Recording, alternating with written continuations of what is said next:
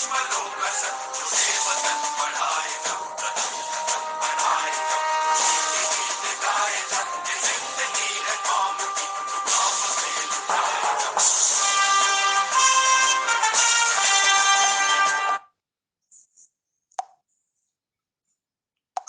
alaikum warahmatullahi wabarakatuh to all dear group members of Pure Discussion Group. आज हम इस्तकबाल करते हैं प्योर डिस्कशन ग्रुप में मोहतरम सैयद इब्राहिम शाह साहब का, और आज का मौजूद गुफ्तगू है कि नबी करीम सल्लल्लाहु अलैहि वसल्लम की ईसाइयों को मुबाहले की दावत। तो सबसे पहले इब्राहिम शाह साहब से ये रिक्वेस्ट है कि काइंडली वो बताएं कि हम जैसे कम इल्मों की जानकारी के लिए कि मुबाहला क्या चीज़ होती है, ताकि ये समझ में आए कि किस टॉपिक पे बात हो रही है और क्या ये सिलसिला है। तो काइंडली बताएं कि मुबाहला वर्ड का मीनिंग क्या है सर। थैंक यू जी। बड़ी मेहरबानी अमीर फैसल साहब, अस्सलाम वालेकुम। आपने हमें वक्त दिया कि हम आज बात करें कि जनाब रसूलुल्लाह की मुबाहले की दावत के ऊपर कि जो नजरान के मसीही आए थे और उनके साथ बहस जनाब रसूलुल्लाह की हुई थी।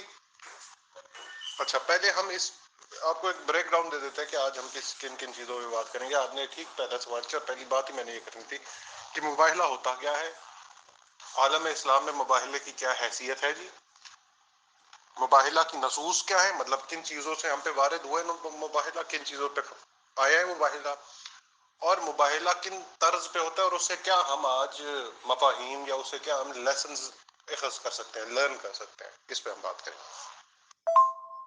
अच्छा, मुबाहला जो है इसका जो इस्तिलाही मतलब है वो ये है कि जब दो फरीकैन इल्म आ जाने के बाद जब हुज्जत तमाम हो जाती है, उसके बाद दो फरीकैन इस चीज पर आमादा हों कि अब हर दो फरीक या एक फरीक कोई जिद पे अड़ा हुआ है, तो ये दोनों फरीक दोनों खुदा की राह में हाजिर होते हैं, दोनों खुदा की बारगाह में हाजिर होते हैं और दोनों ये कहते हैं कि जी हम में से जो झूठा हो खुदा उसके ऊपर अपनी लानत बरसाए, खुदा उस पर अपनी गैज़ व गज़ब करे, क्योंकि झूठे पे अल्लाह की लानत होती है।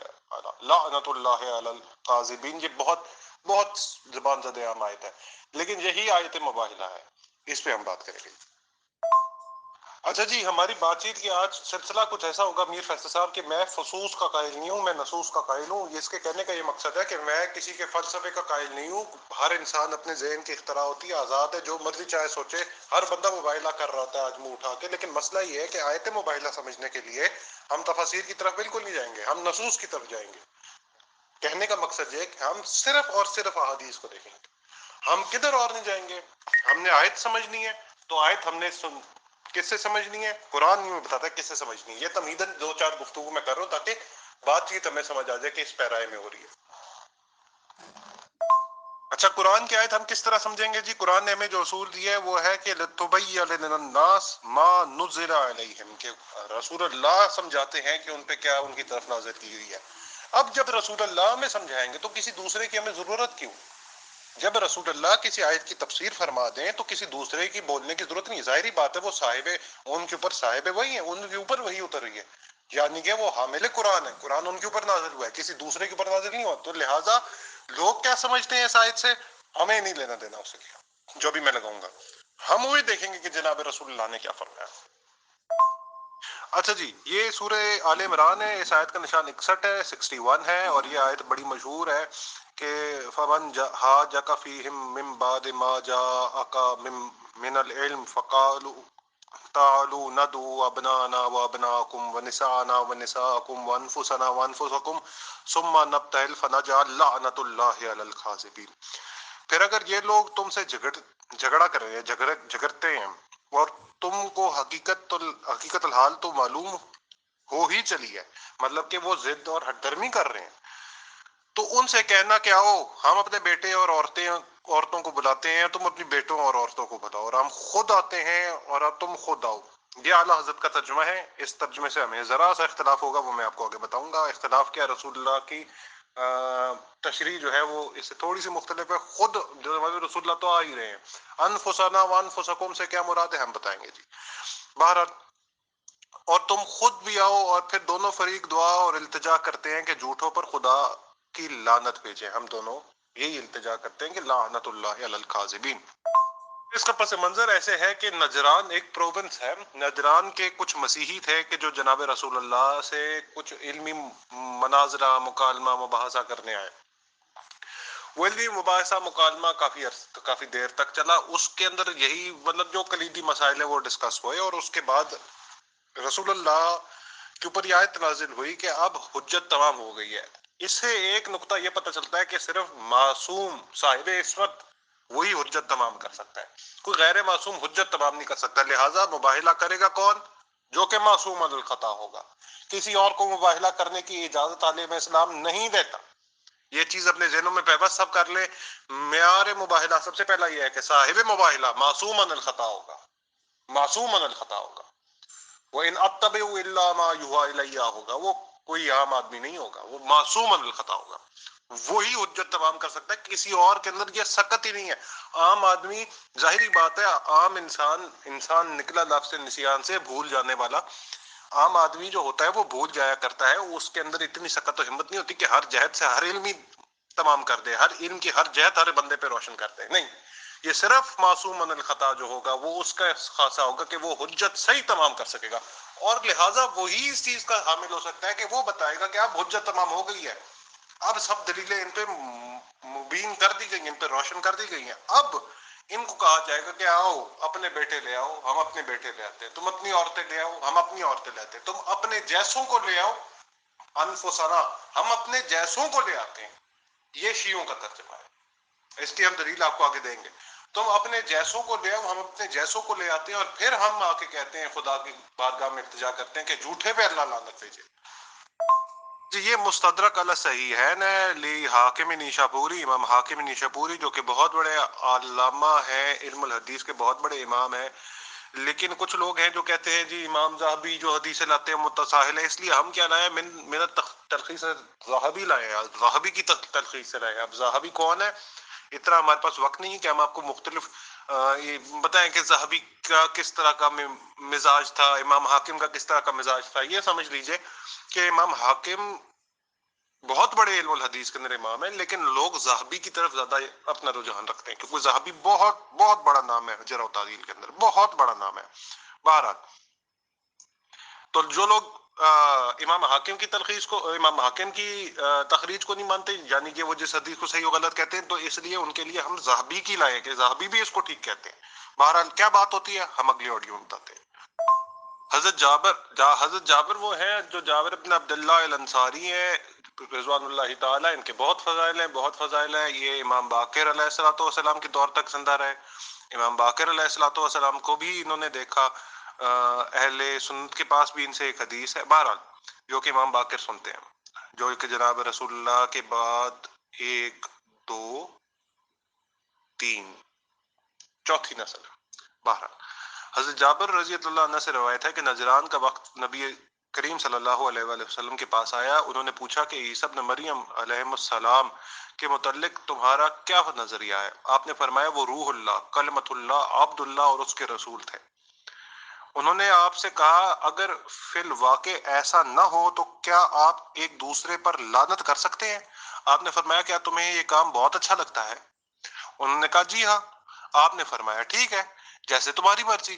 تو نبی کریم صلی اللہ علیہ وسلم نے اپنے بچوں اور حضرت حسن اور حضرت حسین کو بلوایا، اور ان کا سردار کہنے لگا، مطلب کہ حضرت فاطمہ، مولا علی، جناب حسنین آ گئے، اور ان کا سردار کہنے لگا، یعنی کہ ان نجران والوں مسیحیوں کا، اس آدمی یعنی کہ محمد پر لعنت مت کرنا، خدا کی قسم اگر تم ان کے ساتھ ملانا کرو گے تو دونوں فریقین میں سے ایک برباد ہو جائے گا۔ تو یہ لوگ حضور کی خدمت میں حاضر ہوئے اور کہنے لگے اے ابا القاسم، ملانا مطلب ایک دوسرے پہ لعنت کی بات تو ہم میں سے بے وقوفوں نے کی ہے، جبکہ ہم تو یہ چاہتے ہیں کہ آپ ہمیں معاف فرما دیں۔ آپ نے فرمایا کہ میں تمہیں معاف کرتا ہوں۔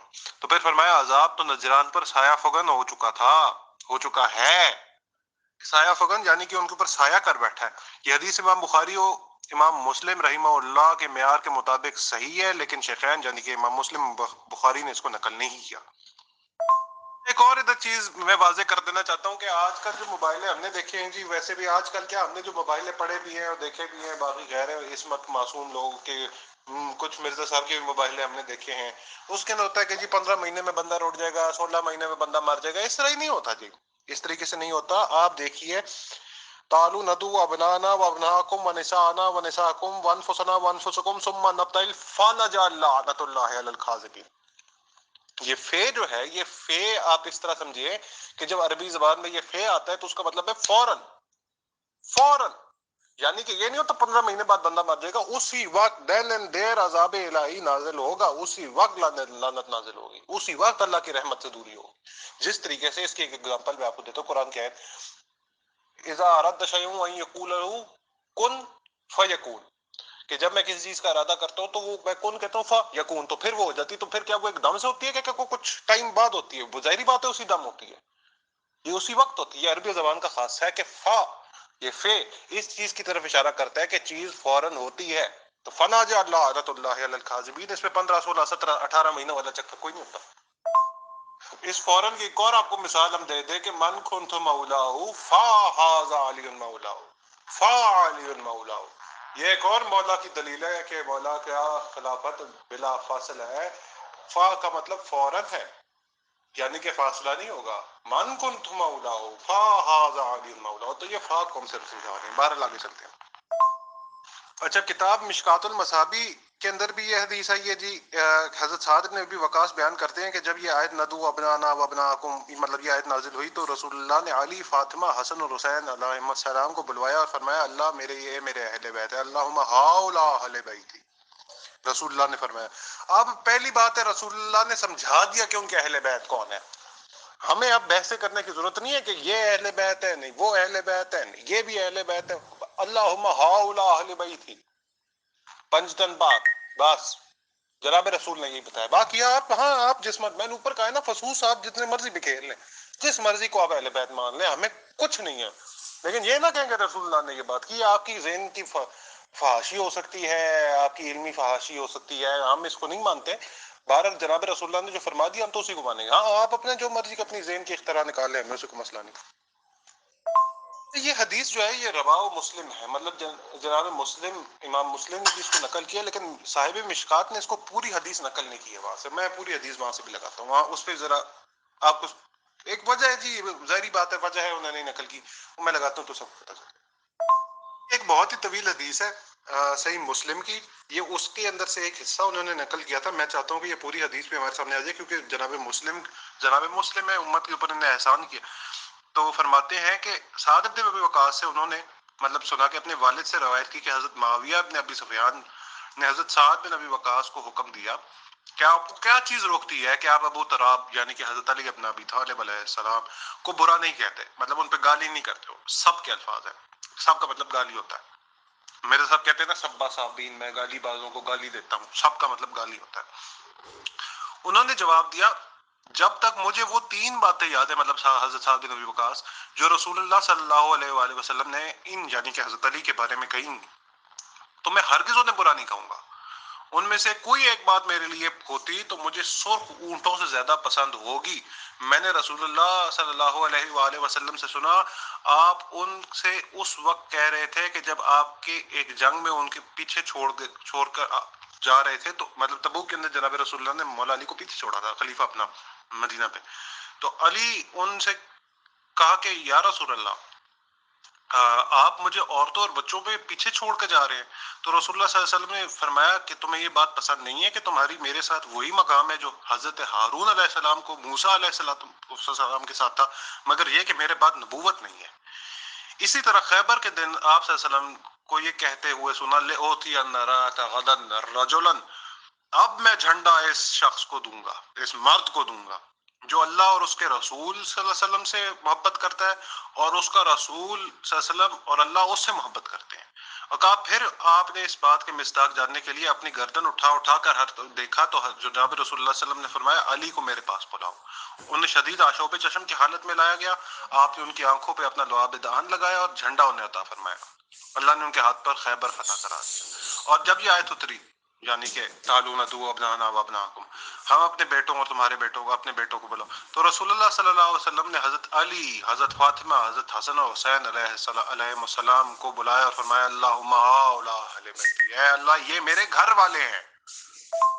یہ میں نے پھر اس لیے کہا تھا، یہ پھر اسی طرف لوٹتے ہوئے کہ میں نے کہا تھا اس آیت کا ترجمہ ہم شیعوں کے نزدیک کو آ رہا ہے، کیونکہ اہل سنت کے مصادر سے یہ چیز ثابت ہوتی ہے کہ جناب رسول اللہ مولا، جناب بی بی اور جناب حسنین طیبین طاہرین کو لے کے گئے. چلے حسنین تو بیٹے ہو گئے، نسانا کے اندر تو جناب بی بی فاطمہ تو زہرا ہوگی، تو مولا کس لیے جا رہے ہیں؟ مولا کس لیے جا رہے ہیں؟ یہ کبھی سوچا ہے آپ لوگوں نے کہ تم خود آ جاؤ، تم اپنی عورتوں کو لے آؤ اور اپنے بیٹے لے آؤ؟ تو کدھر کے آپ کے اس خود والے ترجمے کو بھی ہم لے لیں تو مولا علی علیہ الصلوۃ والسلام جزء رسالت ماں، جزء رسالت ماں کس طریقے سے؟ یا علی لحموں کا لاہمی، دموں کا دمی. علی من سبا علی فقط سبانی، جس نے علی کو گالی دی اس نے مجھے کہا. تو بہرحال اس کا ترجمہ یہ تھا کہ انفسنا اپنے جیسوں کو لیا، تو اس میں مولا امیر المومنین گئے. اس آیت سے جی ہمیں ایک اور چیز پتہ چلتی ہے، اور جو ہم نے گفتگو نیچے کی کہ اہل سنت مصادر، بھائیوں کے مصادر سے بھی یہ چیز ثابت ہوتی ہے، ہمارے مصادر سے بھی یہ چیز ثابت ہی ہوتی ہے. اس لیے میں نے لگا رہا کیونکہ ہم اب شیعہ تو اس چیز کے لیے قائل ہے، کیا پتہ یہ اہل تسنن کے لیے ان کے مصادر، کیونکہ یہ باتیں پتہ ہوتی ہے، مصادر نہیں دیکھے ہوتے، یعنی کہ کتابیں نہیں دیکھی ہوتی کہاں پہ یہ بات لکھی ہے، تو اس لیے میں ان کی کتب سے بات کر رہا ہوں. اور یہاں ان کے ساتھ اس چیز میں ہمارا اتفاق ہے، تو اس لیے میں ادھر سے پیش کر کے بتا رہا ہوں. ہماری کتب میں تو یہ چیز بھری پڑی ہے، لیکن ہمیں اہل تسلم کی کتب سے اب جب ہمیں یہ ثابت ہو گیا کہ جناب حسنین، جناب بی بی فاطمہ الزہرا علیہ السلام اور مولا علی گئے، تو اس چیز سے ہمیں یہ پتہ چلتا ہے کہ جب اللہ نے کہا تھا نا اپنے بیٹوں کو لے آؤ، اپنی عورتوں کو لے آؤ، اپنے جیسوں کو لے آؤ، تو جناب رسول خود تو ہے ہی منصوص من اللہ، اللہ کی طرف سے نص ہے ان کی طرف، وہ اللہ کی چنے ہوئے ہیں. تو ہمیں یہ پتہ چلتا ہے کہ یہ بھی چنے ہوئے ہیں، یہ بھی چنے ہوئے ہیں، یہ شریک مباہلہ ہے جناب رسول کے. تو میں نے اوپر ایک اصول قائم کیا تھا کہ ہمارے نزدیک مباہلہ غیر معصوم نہیں کر سکتا. جناب رسالت میں آپ کو یہ چیز بہت اچھے سے پتہ تھی، اس لیے وہ مباہلے میں اپنے ساتھ انہیں کو لے کے گئے کہ جو صاحب عصمت تھے، جو معصوم تھے ہمارے نزدیک، ان سے خطا اور لغزش و کوتاہی کا امکان نہیں تھا، اس لیے وہ غلط ہو ہی نہیں سکتے تھے. وہ اس کو کہتے ہیں آبجیکٹو ٹروتھ. آبجیکٹو ٹروتھ ہوتا ہے کہ میں جو مرضی سمجھوں، آپ جو مرضی سمجھے، سورج نے نکلنا ہے، میں جو مرضی سمجھوں، آپ جو مرضی سمجھے، آگ میں ہاتھ ڈالیں گے آگ جلائے گی. تو اب آپ جو مرضی سمجھے، میں جو مرضی سمجھوں، یہ معصوم من الخطا ہے بھائی. یہ جناب رسول نے بتا دیا، اللہ نے بتا دیا، اور اس کو ہی کہتے ہیں منصوص من اللہ. اور آپ جب ہمارے نزدیک فدق کی روایتیں آپ دیکھیں گے تو جب حضرت ابوبکر نے بی بی کو یہ کہہ کر کہا کہ جی آپ کے بچے جو ہیں وہ چھوٹے ہیں، وہ کس طریقے سے آپ کی گواہی دے سکتے ہیں، تو بی بی نے کہا کہ یا ابن ابی قحافہ، یہ تو بڑی آپ عجیب بات کر رہے ہیں کہ یہ وہ بچے جنہوں نے اللہ کے ہویت پہ گواہی دی ہے، اللہ کی ہویت پہ گواہی دی ہے. بی بی کا یہ استدلال ایک اور آیت سے ہے، شاہد اللہ انہ لا الہ الا هو وملائکۃ واولو العلم قائما بالقسط لا الہ الا هو العزیز الحکیم، کہ اللہ گواہی دیتا ہے کہ اس کے علاوہ کوئی الہ نہیں ہے، اور ملائکہ بھی یہ گواہی دیتے ہیں، اور وہ صاحب علم کے جو عدل پہ قائم ہے وہ بھی یہ گواہی دیتے ہیں. بی بی کا ایک استدلال اس آیت سے تھا، دوسرا اس آیت سے تھا. مباہلہ میں تو یہ گئے اللہ کے اوپر گواہی دینے کے لیے گئے، کیونکہ قرآن ان کو پہلے اللہ پہ گواہ کر رہا ہے. اچھا جی، یہ اتنے مضامین ہم نے اوپر جب بات کر لی، اتنی جہتوں سے ہم نے بات کر لی، تو ایک جہت رہ جاتی ہے کہ کیا مسیحی جناب رسول اللہ صلی اللہ علیہ وآلہ وسلم کے نزدیک لانتی ہیں کہ جو رسول اللہ کہہ رہے تھے کیا وہ لعنت کریں؟ بھائی کہہ تو دیا کہ نجران کے اوپر عذاب سایہ ہوگا نا، تو رسول اللہ نے یہ کیوں کہا؟ یہ تو مسیحیوں کے خلاف بات کی، یہ مسیحیوں کے خلاف بات نہیں کی جناب رسول نے. یہ بات میں پھر سے بتاؤں، جناب رسول نے مسیحیوں کے خلاف بات نہیں کی ہے. لعنت ہر اس بندے پہ ہے جو ان نفوس قدسیہ کے سامنے آئے گا، یہ قرآن کی نص ہے، جو ان نفوس قدسیہ کے سامنے آئے گا، جو ان سے لڑے گا، اس کے اوپر اللہ کی لعنت ہے. یہ ہمارے سامنے ہے. اور مزے کی بات یہ ہے کہ مسیحی تو کبھی بالمقابل آئے نہیں مباہلے کے لیے، ان پہ کیوں لعنت ہے؟ ان کے اوپر عذاب سایہ فگن ہے، سایہ کیا ہوا تھا، آیا نہیں ہے. کیوں؟ کیونکہ وہ چلے گئے. ان کو اتنی عقل تھی کہ یہ پنجتن پاک ہیں، ان کے سامنے نہیں آ سکتے، ان کے دشمن پہ اللہ لعنت کرتا ہے، خدا بند متعال لعنت کرتا ہے. تو یہ باقی مسلمانوں کو یہ بات نہیں سمجھ آتی تھی، کہ جو پھر سر اٹھا کے ان اہل بیت کے سامنے اڑ گئے. لہٰذا جو اہل بیت سے اڑ پھنس کرے گا، جو ان کے سامنے آئے گا، اس کے بعد کہ جب علم آ گیا تو پھر اس کے اوپر لعنت ہے، اور جھوٹا بھی وہی ہے، جھوٹا بھی وہی ہے۔ محترم سید ابراہیم شاہ صاحب السلام علیکم، آپ نے موبائل کے ریگارڈنگ کافی تفصیل سے بات چیت بتائی ہے، ہم نے یہ باتیں سن بھی رکھی ہیں، اور جب نیوٹرلی کسی بھی بات کو دیکھا یا سمجھنے کی کوشش کی جائے تو مشکل نہیں ہوتا ہے۔ ان میں آپ نے آڈیوز میں اپنے صاف بتایا کہ رسول اسلام صلی اللہ علیہ وسلم نے یہ کہا کہ یہ ہیں میری اہل بیت، جس میں کہ ان کے علاوہ علی جی، فاطمہ جی، حسن اور حسین شامل تھے علیہ الصلوۃ والسلام۔ تو ان لفظوں سے یہ بات تو کلیئر ہو جاتی ہے کہ اہل بیت علیہ السلام یہی اشخاص تھے۔ ایک تو یہ بات کلیئر ہو گئی۔ ایک یہ بات پتہ چلی کہ مسیحی لوگوں نے مباہلہ نہیں کیا بلکہ وہ چلے گئے، یعنی کہ ان کو سچا مان کر چلے گئے، یہ بات بھی یہاں کلیئر ہو گئی۔ ایک سوال یہ ہے ہمارے ذہن میں کہ حضور محمد صلی اللہ علیہ وسلم لگ بھگ 550-600 سال بعد آئے ہیں عیسیٰ مسیح جی علیہ السلام کے، تو ظاہر سی بات ہے کہ بائبل میں تو یہ واقعہ ملے، یہ تو پاسبل ہی نہیں ہے، اور چونکہ بعد کا واقعہ ہے یہ، آپ کرسچن سے ہم صرف یہ اپیل کر سکتے ہیں کہ بھئی آپ کی کسی ہسٹری میں یہ چیز لکھی بھی ہو یا یہ چیز پروو ہوتی ہو یا آپ ڈینائی کرتے ہو تو کیا کہتے ہیں اس موبائلے کے واقعے کے، تو یہ بات ہم ان سے پوچھ لیں گے۔ تو قرآن شریف کیا اس طرح کی کوئی بات بتاتا ہے کہ وہ لوگ کون کس ڈیسیگنیشن پہ تھے جو مباہلہ کرنے آئے تھے، اور مسیحی لوگوں میں ان کی کیا پوزیشن حاصل تھی، مطلب کس عہدے پہ وہ تھے مسیحی لوگوں کے؟ تو اگر یہ جانکاری ہو تو پلیز بتا دیں، شکریہ۔ جی السلام علیکم امیر فیصل صاحب، یہ قرآن مجید سے تو ہمیں نہیں ملتا۔ اہل تسنن کے ہاں تفاسیر ہیں مختلف، اور ہمارے ہاں بالکل آپ کو ملتی ہے یہ حدیثیں ملتی ہیں ائمہ کی کہ یہ جو نجران کے مسیحی آئے تھے، یہ مسیحی مطلب جب پوری مسیحیت کو ریپرزینٹ نہیں کر رہے تھے، اپنے چرچ کو ریپرزینٹ نہیں کر رہے تھے، یہ چند لوگ تھے جو کہ عامی بھی تھے، اور ان کا ایک سردار تھا جو کہ ادھر کا ایک ان کا مبلغ ہوگا، جو سب سے بڑا مبلغ تھا، وہ ان کا سردار بن کے آیا تھا۔ اس کا نام مختلف آیا ہے روایتوں کے اندر، اس لیے میں اس کا نام آپ کو نہیں بتاؤں گا کیونکہ اس کا نام مختلف ہمیں پتہ چلا ہے کہ میں آپ کو لگا دوں گا نام، لیکن ان کے نام اہل تسنن کے پاس اور ہے، ہمارے پاس اور ہے۔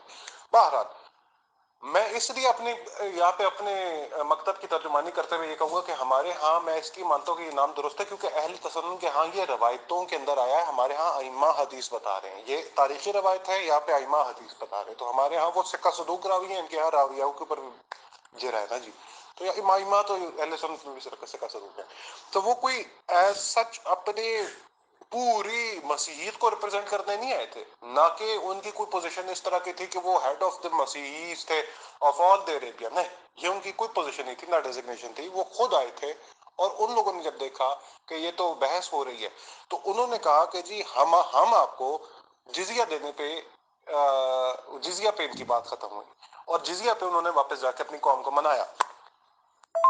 دوسری بات یہ امیر فیصل صاحب کہ میں نے جس طرح اوپر بات کی کہ انسان کو عقل کے گھوڑے دوڑانے کی ضرورت نہیں ہوتی کہ جب جناب رسول اللہ کسی آیت کے لیے کچھ فرما دے للناس کہ جناب رسول کو یہ آیت کا حکم ہے کہ تم بتا دو کہ قرآن کا مطلب کیا ہے، تم بتاؤ کہ قرآن کا مطلب کیا ہے، تم ہی بتاؤ کہ قرآن کا مطلب کیا ہے، کسی اور کو حکم نہیں ہے۔ اس لیے شیعوں کے نزدیک تفسیر بالرائے حرام ہے، ہمارے نزدیک معصومین تفسیر کرتے ہیں۔ بارہ جناب رسول اللہ نے جب فرما دیا اللہم ہؤلاء اہل بیت، مقام مختلف ہے، حدیث کسا میں بھی کہا، مختلف مقامات پہ مختلف جگہوں پہ یہی الفاظ ہے اللہم ہؤلاء اہل بیتی، اور پھر جاتے ہوئے کہا کہ انی تارک فیکم خلیفتین، کہ میں اپنے دو خلیفہ چھوڑ کے جا رہا ہوں، کتاب اللہ و عترتی اہل بیتی، اللہ کی کتاب اور میرے اہل بیت۔ اب اہل بیت کون ہے؟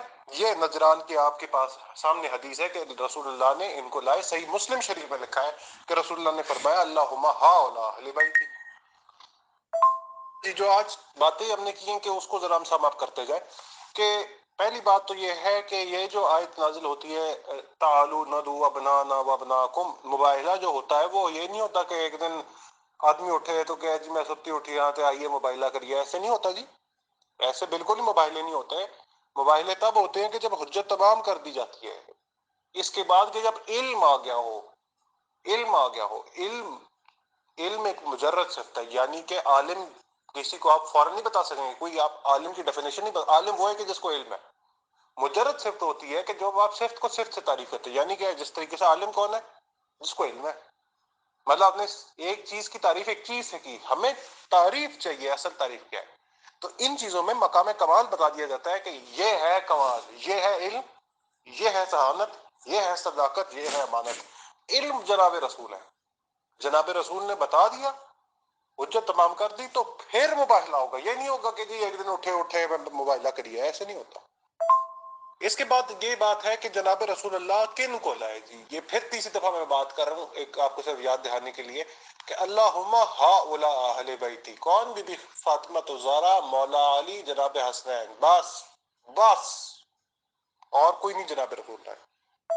دوسرا استدلال ہمارا یہ تھا کہ فَنَجْعَلْ لَعْنَةُ اللَّهِ عَلَى الْكَاذِبِينَ، ہم نے یہاں سے استدلال کیا کہ یہ فا اس چیز کی طرف اشارہ کر رہا ہے کہ لعنت جو ہوگی وہ فی الفور ہوگی، جس طرح کن فا یکون اسی وقت ہوگی، جس طرح اللہ کن کہتے ہیں، یہ نہیں ہوتی کہ آدمی 15 16 17 18 مہینے بعد وہ کام ہوتا ہے، اس طرح نہیں، اللہ جب کن کہتے تو فوراً وہ کام ہوتا ہے۔ تو لہٰذا جس طریقے سے من کن تو مولا فہذا علی مولا، اسی وقت مولا مولا بن گئے نا، یہ تو نہیں ہوا کہ مولا کو کوئی ٹائم لمٹ دی گئی کہ جی اتنی دیر بعد اب مولا، نہیں، اسی وقت بن گئے۔ تو اسی طرح فلن لعنت اللہ علی الکاذبین، یہ فوراً لعنت ہوتی تھی، اس میں ٹائم لمٹ نہیں آنی تھی۔ چوتھی بات یہ ہے کہ محل لعن نجران کے عیسائی نہیں تھے، نجران کے مسیحی نہیں تھے، بلکہ یہ ایک حجت تمام کرنے کے لیے تھی کہ اب ان نفوس قدسیہ کے جو سامنے آئے گا وہ لعنتی ہوگا، وہ لعنت کا حقدار ہوگا، وہ جھوٹا بھی ہوگا ساتھ، وہ لعنت کا تو حقدار ہے ہی ہے، لیکن وہ لعنت کا کیوں حقدار ہے؟ کیونکہ وہ اوائل میں اپنے جھوٹ میں صراحت رکھتا ہے، بالکل جس کو کہتے ہیں سفید جھوٹ، چٹا جھوٹ بول رہا ہے۔ اگر اس آیت کی آپ تفسیر میں جائیں گے، یہ میں ذیلی بات کرتا چلوں، آخری بات تو پھر میں اپنی بات کنکلوڈ کرتا ہوں کہ اگر آپ اس آیت کی تفسیر میں جائیں گے تو جی پرانے متقدمین کو بھی آپ اٹھا کے دیکھ لیں، فخر الدین رازی تفسیر کبیر مفتاح والے، اور پھر آپ اس کے بعد اٹھا کے دیکھ لیں کہ جی کیا نام ہے تفسیر پیر کرم شاہ ازری صاحب یا غلام رسول سعیدی صاحب کے تبیان القرآن، ان سب کو آپ اٹھا کے دیکھیں تو اس میں صرف اور صرف آپ کو یہی ملے گا، کیونکہ کتب احادیث میں یہ آگے اور اس کے آگے حاشیہ درازی جنوں کی بھی ہے، وہ حاشیہ درازی کی وہ ذمہ دار ہے، ہم اس کی ذمہ دار نہیں ہے، ہم نصوص کے قائل ہیں، ہم فصوص کے فلسفے کے قائل نہیں ہیں۔ محترم سید ابراہیم شاہ صاحب، میری خود بھی سمجھ میں نہیں آیا، بٹ ایک علمی ممبر ہیں کافی، اس لیے میں نے یہاں پہ پوسٹ کر دیا ہے۔ وہ یہ پوچھ رہے ہیں کہ کیا حضرت ابو بکر رضی اللہ تعالی عنہ بھی اس لعنت کی زد میں آتے ہیں سر؟ تو پلیز رہنمائی فرمائیں۔ امیر فیصل صاحب، یہ جو بات ہے نا جی کہ وہ اس زد میں آئے، وہ مسئلہ یہ ہوگا کہ جب وہ اپنے آپ کو کہیں گے کہ میں ان سے افضل ہوں نا یا ان کے مقابل میں آتا ہوں، یہ تو بھائیوں نے بعد میں سوچ لی یہ بات۔ حضرت ابوبکر رہے ہیں تو پوری زندگی یہ کہا کہ جی میں ان کے سامنے نہیں آتا، میں ان کے مقابلے کا ہی نہیں ہوں۔ حضرت ابوبکر کہتے تھے کہ جی علی کا چہرہ دیکھنا عبادت ہے۔ ہیں جی ان کی صاحبزادی اما عائشہ نے پوچھا کہ آپ علی کی طرف کیوں دیکھتے رہتے؟ انہوں نے کہا علی کا چہرہ دیکھنا عبادت ہے، میں کیوں نہ دیکھوں۔ حضرت ابوبکر تو جی بڑے وہ تھے تو وہ کیوں آگے آتے؟ وہ ان کو تو پتا تھا ان کے آگے نہیں آنا، ان کو تو یہ بات پتا تھی۔ فدق کی ان سے اجتہادی خطا ہوگی، وہ تو چلو اجتہادی خطا تھی، لیکن باقی تو وہ تو کہتے تھے کہ جی ان کے سامنے نہیں آنا۔ محترم سید ابراہیم شاہ صاحب، ایک لاسٹ سوال ہو رہا ہے جو ذہن میں آتا ہے کہ کن فیکن، یعنی کہ اس طرح سے کہا جاتا ہے کہ خدا تعالیٰ نے کو کچھ بھی چاہا کہ یہ چیز ہو جائے تو وہ کن کہہ دیتا ہے، اور وہ چیز لمحوں سے پہلے ہو جاتی ہے یا آنکھ جھپکنے سے پہلے ہو جاتی ہے۔ تو پھر آخر کیا وجہ تھی کہ اللہ تعالیٰ کو یہ دنیا کائنات بنانے میں، جیسے بھلے ہی الگ الگ باتیں بتاتی ہیں لیکن شاید نچوڑ یہ نکل کے آتا ہے کہ 6 دن میں یا کتنے دن میں یہ کائنات بنی ہے؟ تو اگر اس کے کن کہنے میں اتنی طاقت ہے تو وہ فوری کیوں نہیں بن گئی؟ 4-6 دن جتنے بھی بتائے جاتے ہیں کیوں لگے sir? And it is the last question, شکریہ۔ السلام علیکم جی امیر فیض صاحب، حالانکہ اس کا مباہلے سے تو تعلق نہیں، لیکن چلے اس کا جواب دے دیتے ہیں۔ اس کا تعلق مشیت الہی سے ہے، یعنی کہ اس نے چاہا یہ، جس طریقے سے حضرت موسیٰ علیہ الصلوۃ والسلام نے دعا کی، وہ دعا قبول 40 سال بعد جا کے ہوئی، قبولیت تو اسی وقت ہوگی لیکن اس کا سامنے اثر 40 سال بعد جا کے آیا۔ تو یہ کہ ہم اس سے تو ابھی تو 6 دن ہے نا، تو یہ تو آپ کہہ سکتے ہیں 40 سال کا فاصلہ پڑ گیا، ادھر تو کون کا 40 سال کا فاصلہ پڑ گیا، لیکن ہر چیز اپنے وقت پہ ہوتی ہے جی۔ یہ خود کھچے چلے آتے ہیں اپنی مقتل گاہوں کی طرف، یہ قرآن کی آیت کا مفہوم ہے کہ لوگ خود اپنی قتل گاہ، مطلب جدھر ان کو موت آتی ہے وہ خود چلے آتے ہیں۔ خدا نے تو جس طریقے تخلیق آدم کے ساتھ تھی اس کے لیے موت کا حکم کر دیا تھا، اب آدمی یہ کیوں کہتا ہے کہ وہ 80 90 سال کیوں زندہ رہے؟ تو یہ ہر چیز مشیت الہی، ول آف گاڈ سے اس کا تعلق ہے۔ اگر تو خدا ہے پہلی بات ہے اگر خدا ہے نہیں ہے، اگر تو ہے تو پھر وہ آل پاورفل ہے، آل پاورفل ہے تو ظاہری بات ہے ہر چیز اس کی مشیت کے اوپر ہے، ہر چیز ول آف گاڈ کے اوپر ہے۔ محترم سید ابراہیم شاہ صاحب، سوری ٹو آسک کا کوشچن، مجھے معلوم ہے کہ ٹاپک کے بالکل الگ ہے یہ سوال جو میں کر رہا ہوں، لیکن وہ بار بار اپیل کر رہے ہیں کہ جب شیعہ عالم موجود ہیں تو پلیز یہ پوچھ کے بتا دیجیے، اس لیے میں پوچھ رہا ہوں کہ کیا شیعہ حضرات بھی اجتہادی غلطی کے قائل ہیں؟ مطلب کیا شیعہ لوگ بھی مانتے ہیں کہ اجتہادی غلطی ہو سکتی ہے سر؟ اینڈ اٹ از بالکل last question sir, thank you. جی ہم اجتہادی غلطی کے بالکل قائل نہیں ہے، ہم اس کو سمجھتے ہیں کہ یہ ایک ڈھونگ ہے، ایک فراڈ ہے، اجتہادی غلطی کوئی